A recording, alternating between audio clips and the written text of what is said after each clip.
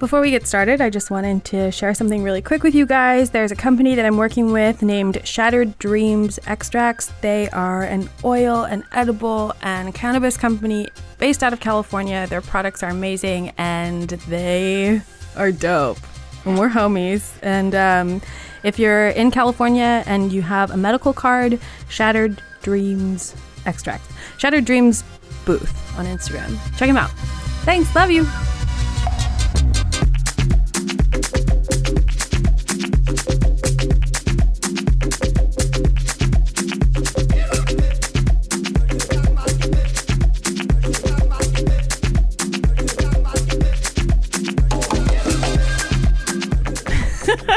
Been a while. It feels like it's been longer because time isn't real, but also so much has happened in such a short period of time. I don't even really know where to start with, except maybe a question. Am I cursed? Am I cursed is what I want to know, because I feel like bad things just keep happening. And when I jumped off this building, I didn't know that what I was coming back to was to survive the death of every person that I've ever loved on a deep and emotional, spiritual level, my family, my mother, my grandmother, my abuelo who just recently passed away. And, I can't even be mad about a death of someone in their 90s. And he didn't die of the coronavirus, so it wasn't oh no, but I knew that he was close, and I had planned a couple of trips to go and visit him, and instead I stayed in Chicago to do comedy, and I hate myself for that. So I bombed that show. So if you want to know how I'm feeling, I feel like maybe I'm cursed and I suck and I hate everything and I want to move out of my apartment, and my love life is weird, and does it ever get better? No, but we adjust. So I'm going to tell you a quick story about something that happened to me recently that's going to affect the way that I act in the future, because this is real, and this is the shit that I have to deal with now. And it's not because you guys can see how many people follow me on Instagram. You can't see how many people listen to this show, but it's not that many. It's not like I'm even a blip on the radar of people that are known for their art. But there are some people out there that that feel like they know me real well. And what comes with opening up this much to anyone and everyone that chooses to listen is that some people are weird and act crazy. So I met someone recently who acted totally crazy and made me uncomfortable, and threatened me in a way that isn't the regular scary kind, but in the way that's kind of you don't know what someone's capable of, and you don't know where someone's really at, because we're all just pretending to be so fine all the time that it's only until that mask slips that you have any inkling that you're even in danger. And I should be better about that by now, right? Right? I should be better about that by now, but I'm not, and I got myself into a scary situation. I met up with this guy that I thought that I would have been safe with, that I thought maybe that I had some ability to vouch for. And what ended up happening is he stole drugs from me and put me in a super dangerous situation, and had a seizure, and potentially made my worst nightmare come to life. My biggest fear right now is I'm afraid I'm going to accidentally kill someone and then go back to prison for a crime I never even wanted to commit. If I'm going to murder someone, I'm gonna fucking mean it. I want to murder someone for real if I want to murder them. I don't want to murder someone on accident because something out of my control happened. And so that's what kind of happened with this guy. I know I'm not giving you guys the full story just because I don't even know how to tell it. I just told it, and it's so crazy and so weird, and there's so many details that I don't really want to share with you guys that I'm just going to leave it there. I think that success is a lie, because I think that the more people who consume what you're doing, the more opinions that you have to deal with, and the less your art is really yours, because it's at that point open to interpretation by so many people that aren't you and maybe don't know you and don't even care about you and don't even like want what's best for you. So I think that everything that happens is fine, and it's supposed to happen, and it's hard to accept that sometimes, especially when we're like faced with like a bunch of dark shit, you know? A lot of dark shit. But success is a lie, and I've like accomplished everything that I want to accomplish with this, so I'm pretty much done here. I mean, I'm not. I'll keep doing it, I guess, but you guys should probably tell more people about it if you really are like interested in this like continuing for real, because I've accomplished everything that I want. So basically I'm done. So if you want to write a review, if you must, that's fine. But I'm done here. This episode is about all of the injuries that I had while after the aftermath of jumping off a building. 56 feet is how far I fell. I touched on it a little bit last time, but I'm going to get into like the real shit. Did you guys know that I was like disabled technically? Yeah. So my body like doesn't work the same anymore, and I'm always going to have to like live with that and deal with it. And I'm in pain 100% of the time. And I don't take any medicine for it. I don't even take ibuprofen unless I'm like on my period and I have a headache. I just take supplements and I do yoga and I smoke a lot of weed and use CBD, and that's it. And I jumped off a building. And I mean, it's pretty much a miracle. The fact that I can walk and that I am so cognizant because I suffered severe brain damage, and you know, that I'm like here. It's a miracle. It's a miracle that I'm here. So when I left you guys last time, I was kind of in the ICU still. I was there for about 3.5 weeks, I want to say. I had TBI, traumatic brain injury, because I fell like face first onto the pavement. So I like hit my head really hard, and there's like a dent from the sidewalk of like the angle how I hit, I guess. And that's fun. I think about getting it fixed sometimes because I have this really weird experience with people where when they see it, I can kind of like notice it, and they never really say anything. Like no one ever asked me like, hey, what happened to your forehead? You know, they just like look at it, and then they look at me, and then I see that question like flash across their eyes without them ever saying it out loud. And then I like wore bangs for a really long time because I was like, well, I just don't want to have that experience all the time unless it's like my, you know, choosing.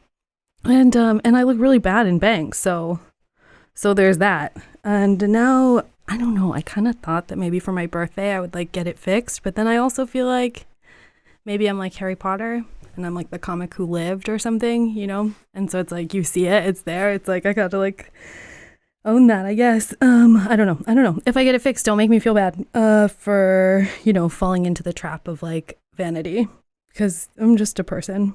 My right lung was collapsed and I had to have a tube in it for 2 months, and the tube like kept the fluid out and kept like the air in. I had to use this little like device that's kind of like a, I don't know, like a, gosh, what do we even call it? Like a compression machine where you like blow into it and there's like a little like ball and it makes the air harder to blow and you like blow it to the end. Anyone who knows what I'm talking about, who's like been in a hospital or had to like practice breathing, like knows this little device. But I had to like use that thing like every day. I still have one in my house and I should probably still use it, but I'm really good at breathing. I do it a lot on my own. So collapsed lung, brain damage, my left leg and ankle, excuse me, I shattered that shit. My ankle is like no longer existent. I have like a metal plate over it where my ankle used to be, and I have a metal rod going down the center of my foot, and then I have a metal rod going up until the middle of my calf.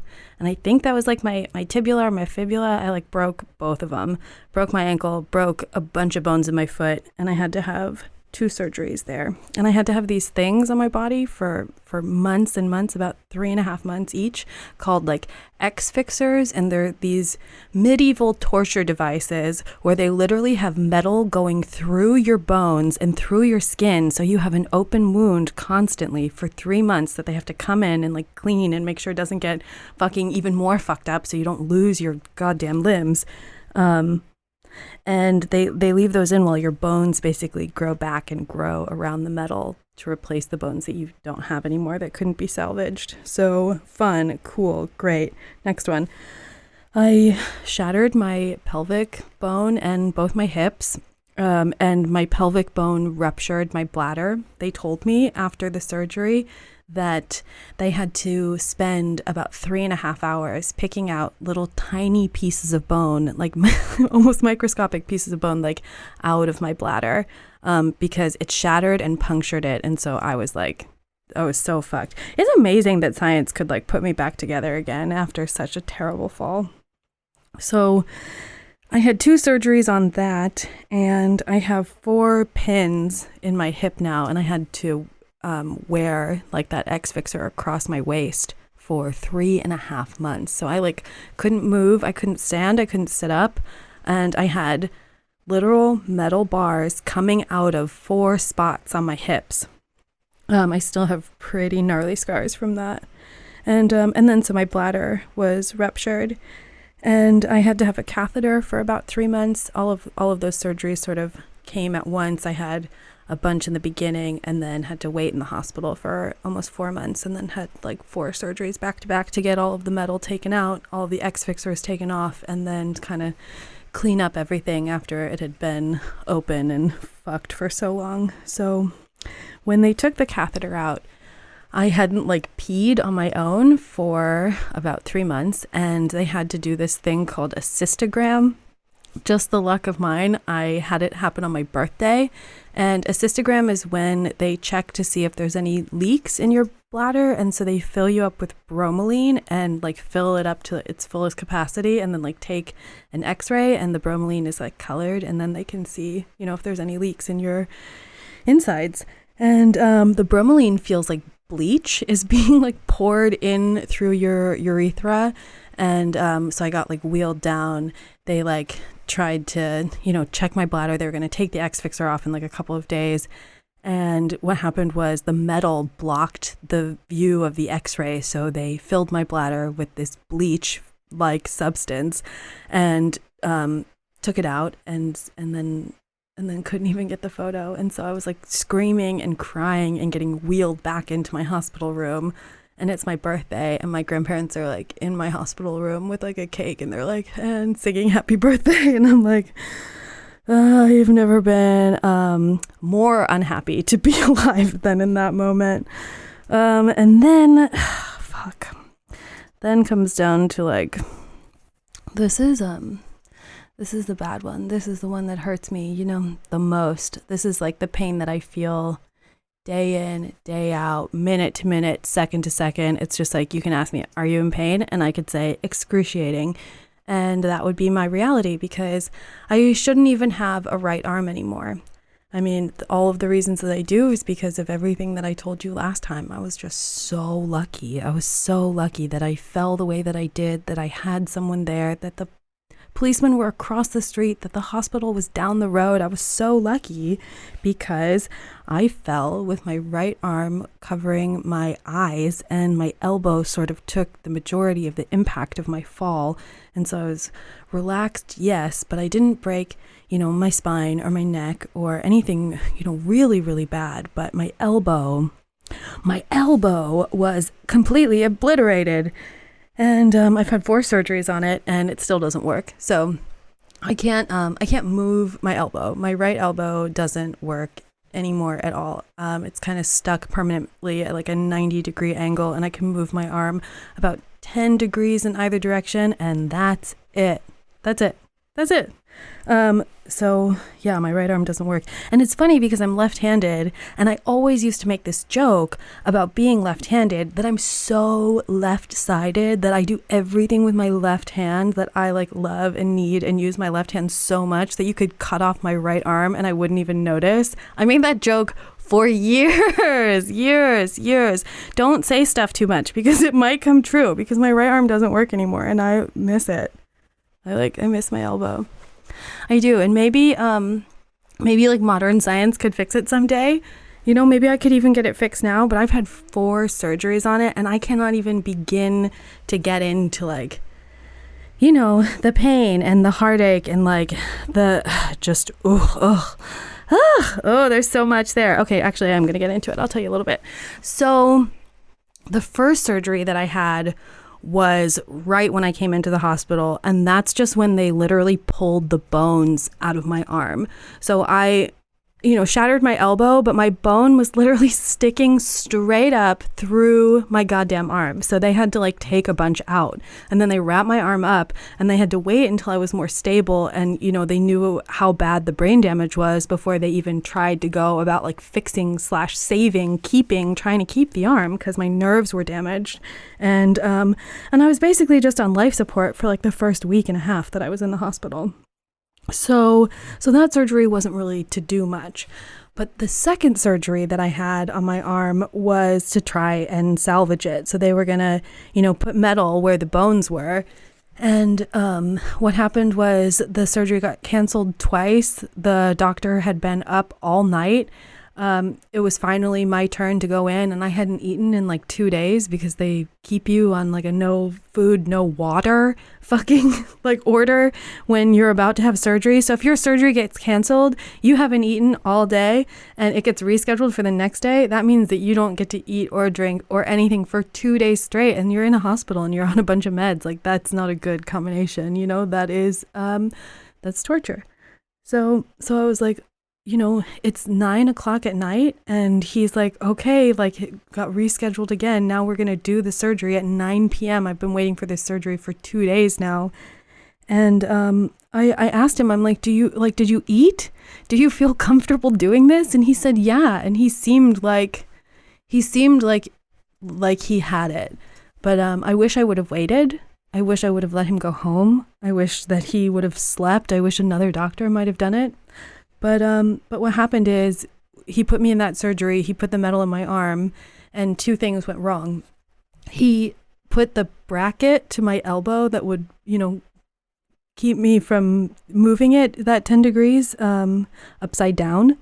And because my arm was so swollen, they like missized the metal that they needed to put in. So the metal that they put in didn't fit underneath my skin. So for the next 2 months, the metal would keep like poking through the stitches and out of the skin. So I had all this metal put into my arm. It was put in wrong, and it was the wrong size. So it was a clusterfuck, to say the least. And so eventually I had to have a 3rd surgery to get the metal, taken out because it was too big. And then I had a 4th surgery about a month later to resize the metal and to fix some nerve stuff. And I ended up developing a bone infection called osteomyelitis and had to get a PICC line, which is a permanent IV, put into my arm. And I had to like walk around with a fanny pack full of medicine and like an IV sticking out of my arm for about a month after I got out of the hospital, just putting antibiotics into my body for the bone infection. And the antibiotics made my hair fall out and made me feel sick and tired all the time. So it was just like, it wasn't just the fall. It was all of the stuff from being in the hospital and having all the surgeries and having all of the fucking after effects that were, damn. It's like, maybe I should have just died, I'm kidding. Relax. I'm kidding. I love you. I'm just kidding. So, man, I was in the hospital for 6 months. I broke 14 bones. I had 7 surgeries. I was on a lot of fucking pain medicine the whole entire time. I dream about heroin the way that people dream about like their first child, because Let me tell you, it's my favorite cocktail, and I'll share it with you guys. It is full gram, a full gram of Dilaudid, some Zofran for the nausea, and then some Benadryl for the itching. And then, I mean, that's very similar to what your DMT death heaven like feeling of jelly is like. So I get it why people like heroin, because it really is it is something special. But don't do it though. Don't do it unless you like publish a book or accomplish something really cool. Then maybe you could do a little. But if you can't control your usage, then don't do it. I might do it. I don't know. So it's like hard because I remember all of this stuff so well, but I wish I could forget, because it's just, I don't even know how I got through it, to be honest with you. Just it was so much pain, and the pain medicine really didn't do anything for me. It did not remove any of the painful experiences. It just made me dull and like numb enough to like get through the next day. And when you're in the hospital, like pain management becomes something that you talk about every day with like every nurse, and like everyone treats it a little bit differently, and people act like you're an addict when you're fucked up. And people don't take women's pain very seriously. They've done like studies on this, how in the medical field they like downplay like women when they talk about being in pain. And I felt that. I really hated being in the hospital and dealing with the nurses who weren't super empathetic, because they're not all there because they fucking love Florence Nightingale and like want to make the world a better place. A lot of them are there because it's like a well-paying job that they can do and don't have to do very often to like survive and thrive. So not every nurse that you meet is going to be like, oh, sweetie, honey, baby, like, let me fix this for you. Some nurses are like that, just inherently, instinctually, like naturally, but a lot of them aren't. So I would get into a lot of fights with the nurses that were like mean, because I'm like real sensitive, and I was like in a bad way. So when I felt like someone like wasn't really in it to win it, and like wasn't really there for me, that I didn't like that. And I was so uncomfortable all of the time, because there's someone in your room constantly poking you, checking you. I used to call the phlebotomist a vampire, because they'd come in at 5 a.m. every fucking day and take my blood. I got to a point where after 3 months, I was like, what are you even doing with these tests? I'm like, what do you need all this blood for? I'm like, I don't think that you need this much. And so I like talked to like the manager, I'm not even kidding you, at the hospital. And I told them that I wasn't going to like consent to a blood test at 5 a.m. every day. And they're like, yeah, okay. And I didn't even know that was an option. It was just like 3 months in where I was like, you guys need to chill. I'm like, I don't have any veins left. I was black and blue. I look like a heroin addict. And it wasn't because I was on like medical grade heroin. It was because they were taking my goddamn blood every day. They ran out of places to poke, so they'd sometimes do my fingers or in between my knuckles. And it was just, miserable, because if there was like a young girl who hadn't done it very often, sometimes she'd have to stick me 2, 3, one time even 4 fucking times before they could like get the blood out. One time my grandmother watched this girl stick me over and over again with nothing, and then like she had to dismiss her because I'm just sitting there and there's tears streaming down my face, and I'm like, how much more of this can I fucking take? And it's like, where's the kill switch? You know what I mean? It's like, I don't want, like, stop working so hard to keep me alive. Like, I'm ready to go back to that cloud on the beach, It's really hard to compare where I was to what I went through, because it was was that good for me though? Like, was I supposed to feel that much pain? Like pain kind of like heals you and cleanses you and makes you stronger. And now I feel like the type of person where it's like, I literally don't worry about anything, and like the craziest shit happens to me, and I'm just like, yeah, and like I've been through some shit like since all of that stuff went down, and like I've dealt with it better. And maybe that's because I had to go through all of this, because I had never been in such like clear, deep, potent physical pain, and that will change you and sort of sober you up on a spiritual level. So that was fun. Something bad did happen to me one time though.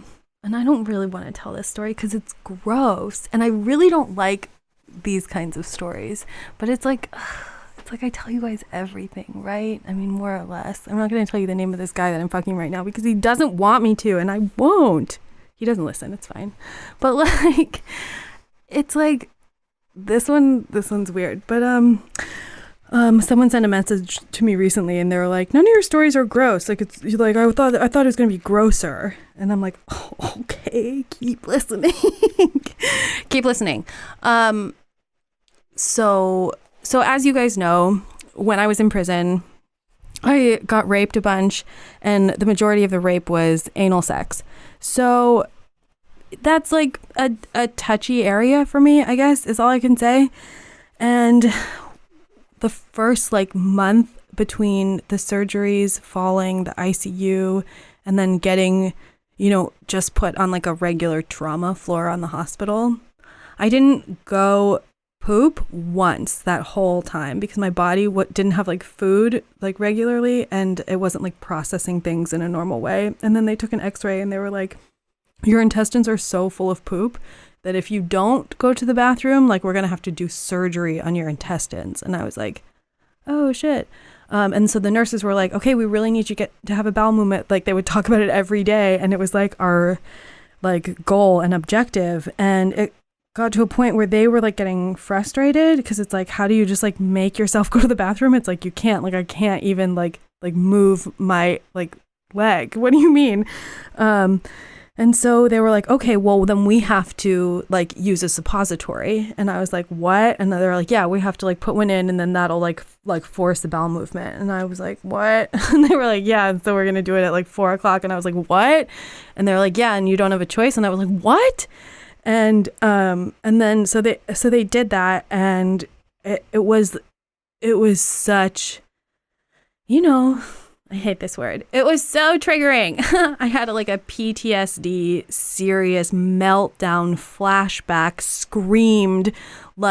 screaming and crying and like kicking when I can't fucking move, and I have like literal bars of metal through and around my entire body, and I can't move, and I've got like cords all over me, and I'm not breathing on my own, and I'm like kicking and screaming, and I am hysterically crying, and they're like, what the fuck is wrong with this girl? And they don't know that I went to prison for 11 months and 3 weeks and got anally raped for about 9 of them. So like, they couldn't possibly understand what was happening to me, but I couldn't possibly explain where I was coming from.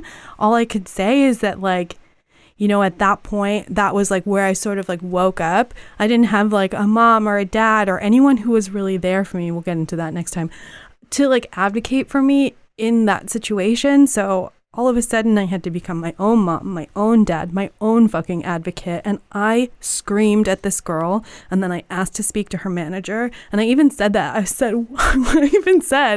I want to speak to your manager. And so like, literally there's someone who works at a hospital who like is a manager.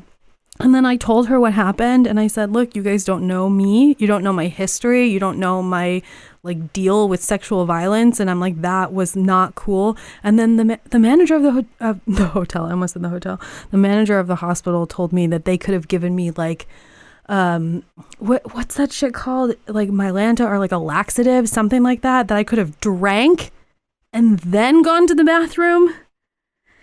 And then I was like, you bitches don't know shit about fuck. And from now on, I'm going to be... And then I got pretty mean to the nurses for a while. And, I've got so much to get into with all this stuff. And I'm really glad you guys are still here. If you're here, I know everything's like scary and weird right now. And I just have to say that like, it's fine. It's fine. This is all fine. It's scary. It's weird. People are dying. Like, everything's changed. It's fine. Things are supposed to get fucked up. But you will be okay. And, maybe this is the beginning of something good and we don't even know it. Or maybe it's going to get worse and we don't even know it. But, we just got to like figure it out together. I love you. I love you. That's it. Bye.